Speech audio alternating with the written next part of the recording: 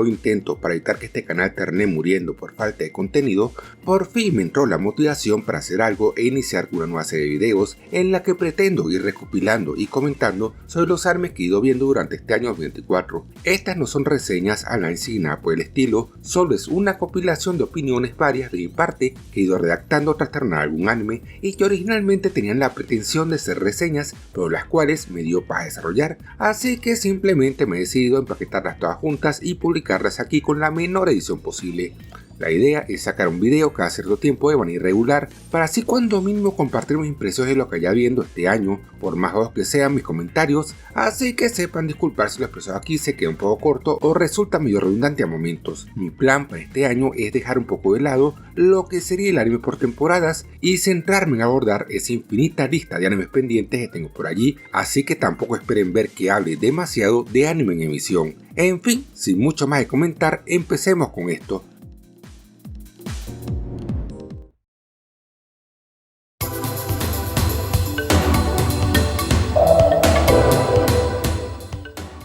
El primer anime que he terminado este año ha sido Sailor Moon Cosmos, la dupla de películas que tras 8 años viene a dar fin a lo que ha sido Sailor Moon Crystal, esta adaptación moderna de Sailor Moon que buscaba ser más fiel en su contenido a lo que fue el manga original de Naoko Takeuchi, que en todo este recorrido estaba lleno de altibajos. Ya previamente hablé de las primeras temporadas de Crystal en un par de videos que hice hace un tiempo, pero para resumir lo expresado allí, fueron producciones que si bien disfruté ver más de lo que esperaba, las mismas están repletas de fallos y traspieces que es difícil no notar, siendo varios de estos fallos características arrastradas del manga original al que adapta. Sailor Moon Cosmos sigue la misma línea de estas producciones previas, según una película que verídicamente me ha gustado, sintiéndola como una conclusión más que correcta y satisfactoria a esta historia y en específico a lo que es el desarrollo del personaje de Sailor Moon y lo que representa, ahondando en el proceso en lo que es el lore de este mundo y su funcionamiento, expandiendo nuestro conocimiento sobre el mismo, cosa que hasta este punto nos había tocado mucho,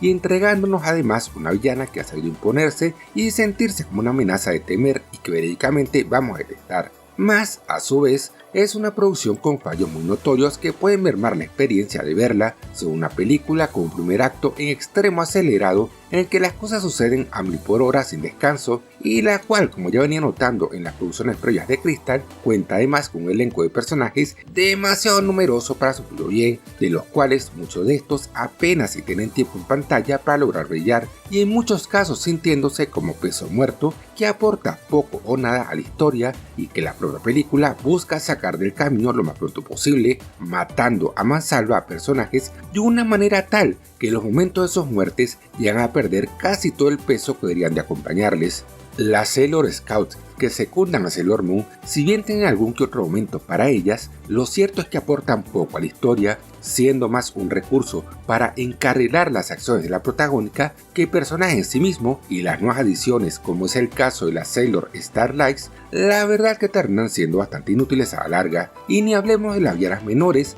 que son despachadas sin mayor ceremonia. Asimismo, a nivel técnico, tal como sucedía con las películas anteriores de Sailor Moon Eternal, siento que visualmente la producción deja de ver, no notándose en la animación la calidad que uno esperaría de una película, en especial una perteneciente a una franquicia tan importante como lo es esta. Además, a nivel ya más personal, el OST como que también deja de ver, solo resaltando cuando se echa mano a algunos temas ya clásicos de esta saga, pero languideciendo muchas veces con sus temas instrumentales de fondo. Dejando esto de lado, considero que la segunda mitad de la historia está bastante bien, y es que si bien los personajes sin relevancia no dejan de aparecer para inmediatamente morir, lo que es verdaderamente importante aquí, o sea, el camino que tiene que recorrer nuestra protagonista para alzarse como la heroína que es, lo encuentro bastante bien llevado, y la confrontación final y su resolución se siente muy coherente con lo que se venía presentando previamente, notándose como Usagi, desde que se convirtió en Sailor Moon por primera vez,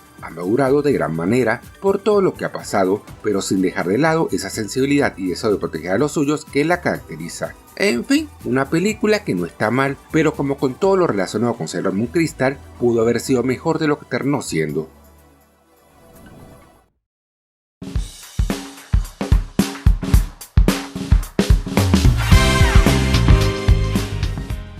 Continuamos con Vanguard Overdress, título del 2021 perteneciente a una franquicia de juegos de cartas de la que no es que conozca demasiado y que ha tenido varias entregas previas, aunque esta serie en específico parece ser un borrón y cuenta nueva con respecto a los animes anteriores. Siendo un anime que empecé a ver por una recomendación que me hicieron, no es que esperara nada en particular sobre ella, pero la verdad que la he terminado disfrutando bastante, siendo un título que deja un poco de lado el juego de cartas al que promociona para centrarse más en las vivencias e interacciones de su entrañable elenco, situación que termina siendo una espada de doble filo, y es que si bien esto lleva a que el anime sea una obra llevadera, incluso para aquellos que no estén muy interesados en todo el tema de las cartas, por otro lado, ocasiona que su función como anime promocional se vea un poco puesta en duda, nunca llegando a explicar cómo es que funciona el juego en sí, ni profundizando realmente en lo que usa en las partidas. Sobre la historia, pues no es nada del otro mundo, son las andadas de un chaval al que sus hermanos gusta vestir de chica y el cual por una serie de situaciones termina conociendo a los miembros de un pequeño grupo callejero de jugadores de Vanguard que se reúnen todas las noches en un parque de diversiones abandonado para jugar al cartón, naciendo en el muchacho una pasión por el juego que le llevará a unirse a ellos y a verse involucrado en diferentes aventuras, las cuales durante su segunda temporada adoptarán un tinte más serio con la entrada en escena de un grupo antagónico. Una premisa simple pero efectiva al final del día, siendo un anime que a diferencia de otros trabajos de la índole, como por ejemplo puede ser Yu-Gi-Oh!, que es la comparación que se me hace más cercana, no se mete en todo el quilombo de intentar salvar el mundo a punta de cartón y demás parafernalia, dejándolo todo en un marco mucho más mundano y menos exagerado. El anime la verdad es que es bastante ligero, llegando a verme sus 2 temporadas en solo un par de días, quedándome pendiente de una secuela titulada Vanguard Overdress, de la que espero hablar en otro momento, y siendo un título con un apartado técnico bastante decente, viéndose muy correcto la mayoría del tiempo y metiendo toda la carne en el asador durante el clímax de sus partidas de cartas, en la que nos hará entrega de escenas de combate muy intensas, en donde veremos a las criaturas de las cartas partirse la madre de lo lindo, representando lo que está aconteciendo en ese momento en el encuentro. Así como el OST tiene algunos momentos de brillo bastante remarcable. En fin, un anime simple pero entretenido que si bien siento que no cumple del todo bien su labor de promocionar el Vanguard, al no explicar nada del juego, sí considero que logra transmitir de buena manera la emoción de jugar una partida cerrada entre 2 jugadores, siendo además un anime de comedia y vida diaria bastante competente.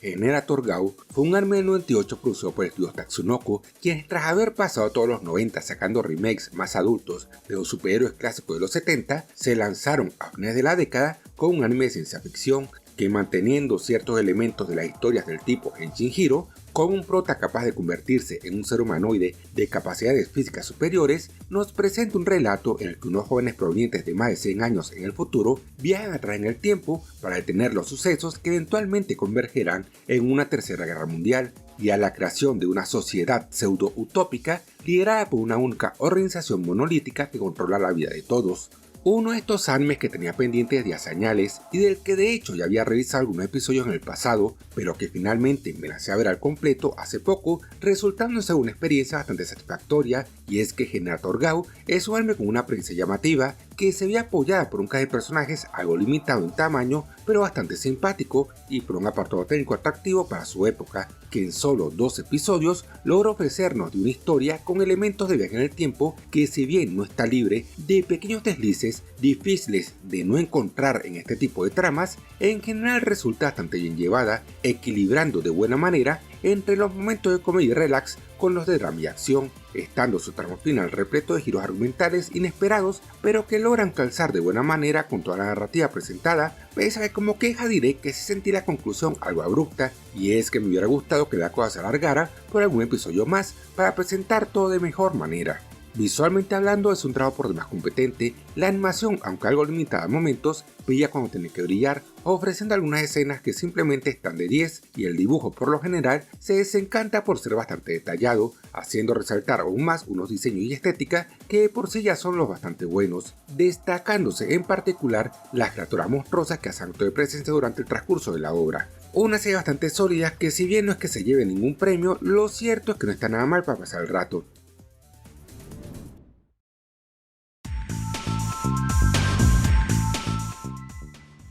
Continuemos con lo que fue la serie Precure del 2023, Hirogaru Sky Precure, un anime que atajé a la mitad de su emisión sin demasiadas expectativas tras haber quedado no del todo satisfecho con su serie predecesora Delicious Party Precure, pero la cual ha sido dejarme con un muy buen sabor de boca a la final. Antes de continuar, quisiera aclarar que yo no soy precisamente un fan de Precure. He visto algunas de sus series y películas y es una franquicia por la que siento cierto interés, pero al mismo tiempo nunca he llegado a entrar del todo en ella debido a lo numeroso de sus títulos y a lo longevos que son los mismos. Además que a veces los elementos que manejan y que buscan hacer que se diferencien unas de otras como que no me terminan de calzar. Cosa que por ejemplo me pasó con la mencionada Delicious Party, la cual si bien me entretuvo, su temática de comida como que me dejó en general bastante descolocado, sin mencionar que salvo por algunos secundarios, sus personajes no me resultaron particularmente entrañables. Por suerte, este no fue el caso con Hirogaru Sky, una serie que si bien como todas las de su ramo, no son algo que podría recomendar a todo el mundo, siendo títulos de tónico infantil con mucho relleno por en medio y muy casadas con el formato del monstruo de la semana, en general he sentido a la misma como un título muy completo que, dejando un poco de lado las temáticas excéntricas de algunos de sus pares, decidió regresar a la base de su propuesta, relatándonos la historia de una jovencita y sus compañeros en su camino a volverse héroes en la forma de chicas mágicas que luchan en contra de una fuerza oscura que va tras la cabeza de una bebé con poderes y princesa de un reino mágico. Siendo este entonces una historia de amistad, heroísmo y crecimiento con una trama que no está mal y que hacia su final logra entregar unas revelaciones y giros interesantes, ofreciéndonos en el camino de una cama de personajes muy queribles, con muy buenas interacciones entre sí, momentos muy bien llevados y tremendas escenas de batalla, con chicas guerreras en vestidos de colores y llenos de volantes. Si nunca han visto un Precure y tienen ganas de ver alguno, o si simplemente tienes antojo de ver un anime de chicas mágicas muy bien hecho, aunque algo larguillo, Hirogaru Sky me parece una elección bastante buena.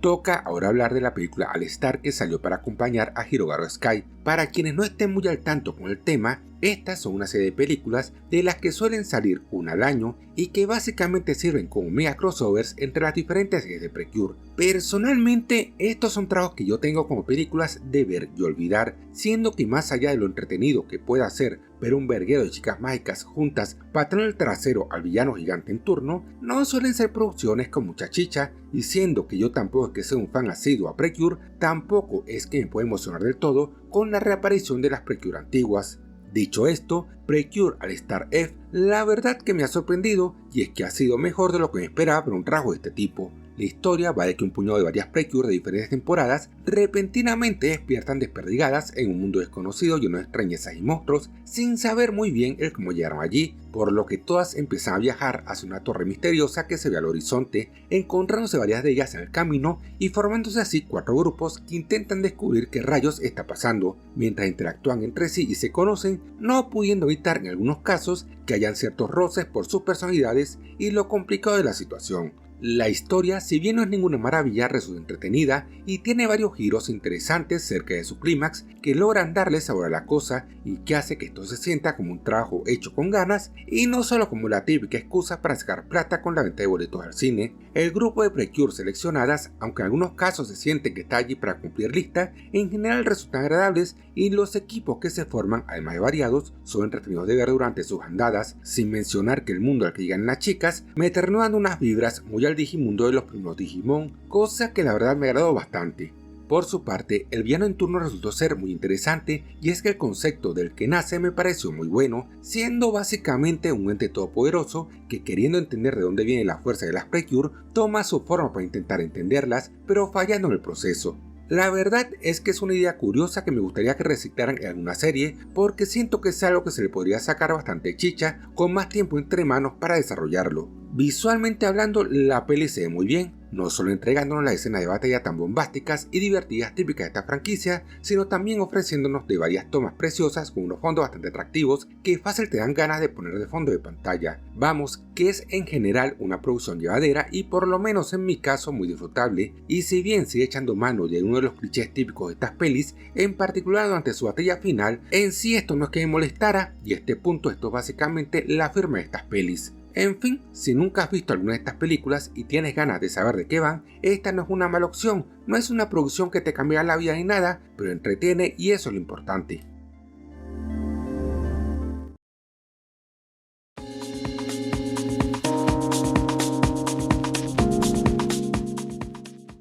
Pasemos de un anime de chicas mágicas a uno de mechas y idols, y es que después de bastante tiempo de darle vueltas al asunto, finalmente me decidí a ver Macross Delta y sus películas. Lo último de esta saga que había llegado a ver fue Macross Frontier, anime del 2008 que ya tiene su reseña por aquí, y que para resumir puedo decir que si bien pareció que no estaba mal, y que ni de cerca era el émbole que había escuchado a algunos decir que era, por otro lado no me terminó de atrapar del todo por esos detalles, resaltando entre estos lo pesado que me caía su protagónico. Esta experiencia un poco tibia con dicho título, aunado a los en su mayoría negativos comentarios con los que me he topado de Delta, y a un acercamiento no del todo positivo que tuve con la SEA ya en 2016 cuando estrenó, me desencantaron de querer darle una oportunidad, pero este año decidí que tenía que verla de una buena vez y sacarme la espinita de encima, y tras haber terminado lo único que puedo decir es que ojalá le hubiera dado una oportunidad mucho antes, porque la serie me dejó bastante encantado. Si bien el anime no es perfecto, ni mucho menos, tropezando en cosas como el manejo o relevancia de varios secundarios o el equipo de antagónicos, que a veces se nota que les faltó tener más tiempo en cámara para funcionar mejor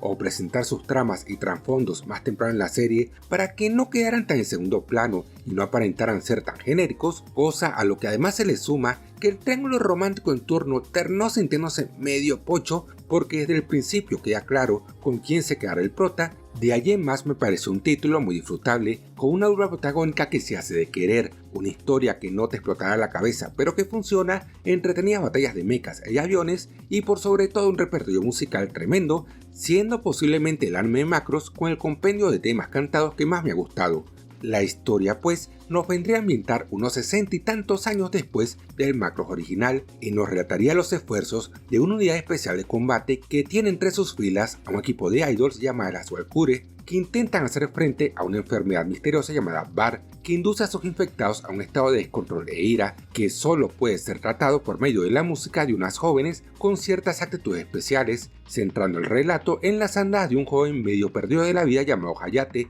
y una vivaracha muchacha llamada Freya que entran a este grupo como piloto e idol respectivamente y complicándose toda la situación cuando se descubra que los brotes de la enfermedad están siendo provocados por los habitantes de un planeta en busca de revancha contra los terrestres por ciertos eventos ocurridos en el pasado. Como les digo, la serie en un todo es entretenida, personalmente me resultó muy ligera y digerible y de los animes de Macross que he visto hasta ahora, junto con Macross 7 es de lejos el que más he disfrutado, no llegando a ser el épico relato de la humanidad en busca de su supervivencia que fue el primer Macross, pero llegando a ser una historia amena cuya mayor falencia a mi ver es su final por lo abrupto que se siente y es que queda muy palpable esa impresión de que la cosa necesitaba de un par de capítulos más para cerrar de mejor manera.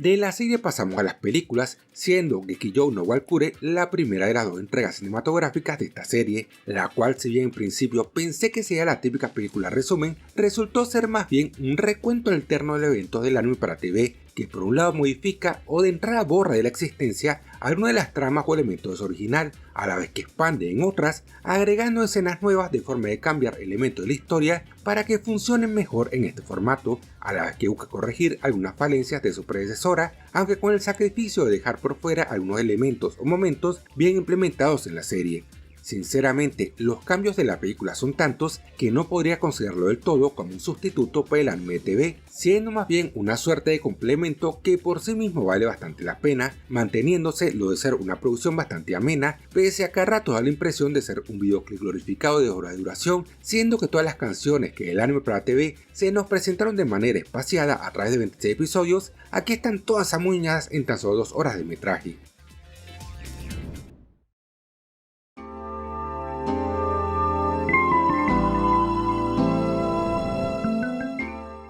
Finalmente tenemos la segunda y última película de Macross Delta, Z Live, estrena en 2021 y la cual viene a funcionar como una secuela de la película anterior, presentando una nueva historia que viene a dar cierre a este relato de una manera bastante épica, hay que decir, introduciendo un nuevo enemigo a vencer que viene con todo y su equipo de cyber idols malvadas en una trama interesante que a raíz de diversos elementos conecta con entregas anteriores de la franquicia, donde la que más resalta es la reaparición de Maximilian Genius, que nos dejará en claro que pese a la edad no deja de ser un genio cuando se trata de pilotar aviones. En fin, estamos ante una historia bastante entretenida y muy atrapante que disfruté como un niño pequeño de principio a fin y la cual no tiene miedo de cerrar todo con un final agridulce pero muy satisfactorio por todo lo que acontece y significa para sus personajes, siendo que si bien su final es algo que hasta cierto punto nos venían anunciando desde el inicio de toda la historia, como que siempre cabe esa esperanza de que los héroes lo solventarán de alguna manera, más al final la cosa no fue así. De allí en más, ¿qué quieren que les diga? Sigue la costumbre de entregarnos tremendos combates y las nuevas canciones incorporadas al repertorio musical de la serie son todo un 10. La verdad es que mi única queja con esta peli es ese detalle de que específicamente sea solo una secuela de la película anterior, no funcionando como una secuela para la serie TV debido a los diversos cambios en la historia ya mencionados, lo cual se siente como una movida un poco tramposa y es que da la sensación de que al final el anime original fue solo un borrador para lo que después fueron estas películas.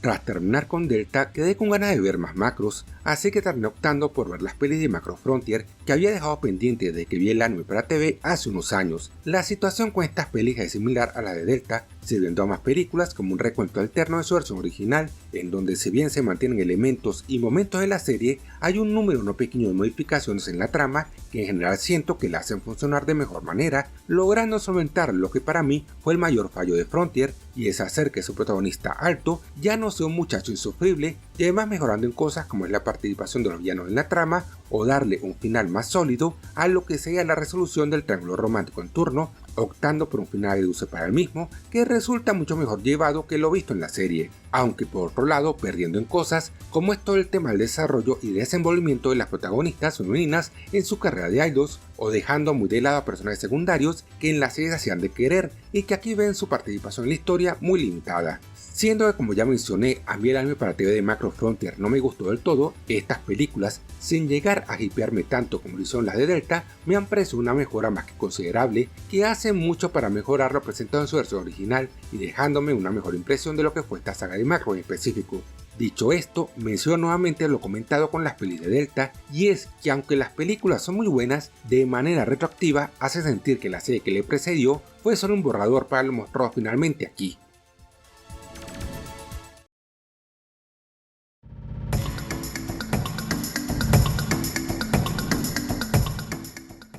Ya para cerrar con Frontier, tenemos este pequeño corto de 15 minutos lanzado en 2021 para acompañar a la segunda película de Macross Delta titulado Macross Frontier Toki no Make You, y el cual viene a funcionar como una suerte de epílogo para las pelis de Macross Frontier, en la cual vemos brevemente qué ha sido de la vida de una de sus protagónicas y sus esfuerzos por encontrar pistas sobre la suerte de uno de sus compañeros. Una animación cortita que en cierta medida funciona como una suerte de video musical y que intenta dejarnos un tono más esperanzador para con sus personajes con respecto al final de Frontier. En fin, no es nada del otro mundo, pero no está mal, y como agregado a la historia de Frontier cumple bien con su función, siendo esa cerecita en el pastel que nunca viene mal.